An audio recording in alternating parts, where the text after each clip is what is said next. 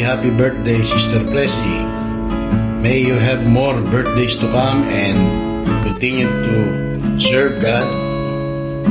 God bless you always. A blessed happy birthday po sa aming ginagalang na leader po ng music team nung po kami nasa Taiwan. Siyempre, ang maganda at mabait na si Sister Ate Pressy. Sister Ate Pressy, happy birthday po. I pray that the Lord will give the desire of your heart. The Lord will surround you with His love and His favor. The Lord will protect you. The Lord will bless you and your family. I pray, regaluhan po kayo ng Diyos ng special gift sa inyo pong kaarawan. In the mighty name of Jesus, happy birthday po ulit, Sister Ate Pressy. God bless. Salamat sa Panginoon sa dakilang pribileyo na mabati si Sister Pressy ng maligayang 50 taon ng kaarawan. So sabi nga nila ay golden years. At we know that it takes the goodness and the faithfulness of God para ang isang tao ay maka-5 dekada.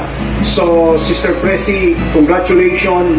The Lord has been so good to you and to your family. Ang dalangin ko lamang patuloy na ma-preserve yung puso ninyo para sa Panginoon. And I just give one verse from Job chapter 36 verse 11.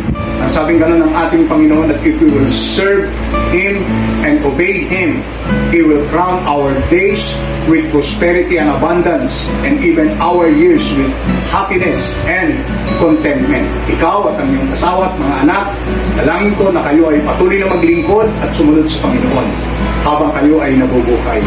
Bisan pa ako at ang aking asawa, si Sister Elsa, kasama ang aming buong pamilya, ay buong puso na bumabati sa iyo at nakikigalak sa iyo sa kaarawan mong ito, sa 50 taon ng iyong kaarawan.